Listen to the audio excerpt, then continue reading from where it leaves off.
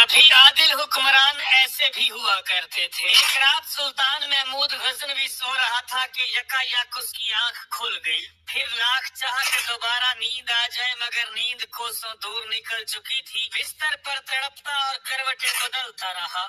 جب کسی طرح آنکھ نہ لگی تو خدا ترس بادشاہ کو خیال آیا کہ شاید کوئی مظلوم فریاد لے کر آیا ہے یا کوئی فقیر بھوکا ہے، اس لیے نیند چھن چکی ہے۔ غلام کو حکم دیا کہ باہر جا کر دیکھو کہ کون ہے۔ غلام نے باہر جا کر دیکھا تو کوئی نہ تھا۔ واپس آ کر کہا کہ جہاں پناہ کوئی شخص موجود نہیں۔ محمود نے پھر سونے کی کوشش کی مگر نیند نہ آئی۔ وہی بے چینی اور گھبراہٹ بڑھ گئی۔ غلاموں کو دوبارہ کہا کہ اچھی طرح دیکھ کر آؤ کہ کون آیا ہے۔ غلام دوڑ کر گئے، ادھر ادھر خوب تلاش کیا، پھر واپس آ کر بولے کہ حضور کوئی نہیں۔ سلطان کو شبہ ہوا کہ شاید غلام تلاش کرنے سے جی چراتے ہیں۔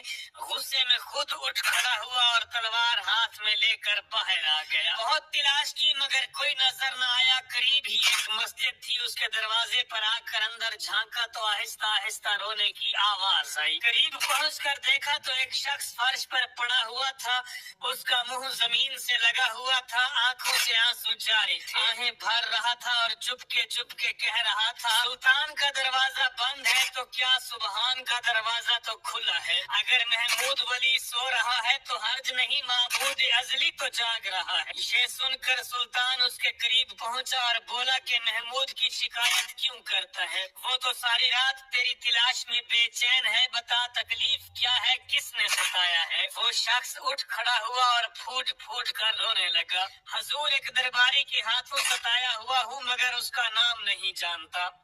اس نے میری عزت خاک میں ملا دی، آدھی رات کو مستی کے عالم میں میرے گھر آتا ہے اور میری شریک زندگی کی عصمت کو داغدار کرنے کی کوشش کرتا ہے۔ اگر آپ نے اس تلوار کی آب سے اس داغ کو نہ دھویا تو کل قیامت کے دن میرا ہاتھ ہوگا اور آپ کا گریبان۔ یہ سن کر سلطان محمود غزنوی پر مذہبی اور شاہی غیرت طاری ہو گئی، پسینہ آ گیا، کانپتی ہوئی آواز میں بولا کہ بتا کیا اس وقت بھی وہ ملعون وہی ہوگا؟ اس شخص نے جواب دیا کہ اب تو بہت رات گزر چکی ہے، شاید چلا گیا ہو، مگر ڈر ہے کہ وہ پھر آئے گا۔ سلطان نے کہا اچھا اس وقت تو جاؤ، مگر جس وقت وہ آئے مجھے فوراً اطلاع دینا۔ وہ شخص دعا دے کر چلا ہی تھا کہ سلطان نے اسے پھر بلایا اور اپنے پہرے داروں سے کہا کہ دیکھو یہ آدمی جس وقت بھی آئے، چاہے میں سو رہا ہوں یا جاگ رہا، فوراً میرے پاس پہنچا دینا۔ اگلی رات وہ شخص شاہی محل کے دروازے پر پہنچا، پہرے داروں نے اسے دیکھتے ہی سلطان تک پہنچا دیا۔ سلطان جاگ رہا تھا، ہتھیار لے کر اٹھ کھڑا ہوا اور بولا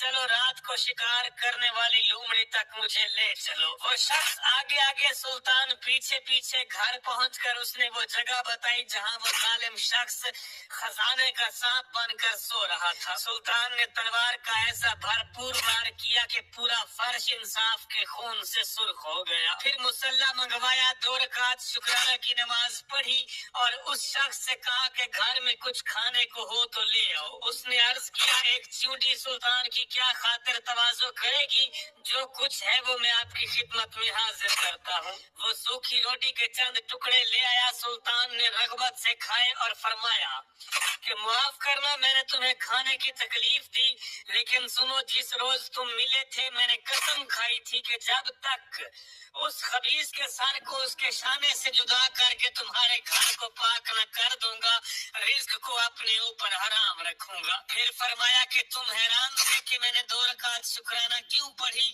تو سنو مجھے اندیشہ تھا کہ شاید وہ بد کردار میرا کوئی بیٹا ہو۔ درباریوں میں اتنی جرأت نہیں ہو سکتی، غرور کا نشہ عام طور پر بادشاہوں کی اولاد میں زیادہ ہوتا ہے۔ میں اسی خوف کے ساتھ آیا کہ شاید اپنے ہی بیٹے کو قتل کرنا پڑے، جب دیکھا کہ کوئی غیر ہے تو میں نے اللہ کا شکر ادا کیا۔ ناظرین اس ساری کہانی اور اس سارے واقعے کا حاصل یہ ہے کہ بے شک بادشاہ تو وہ ہے جو ایسا عدل کرے۔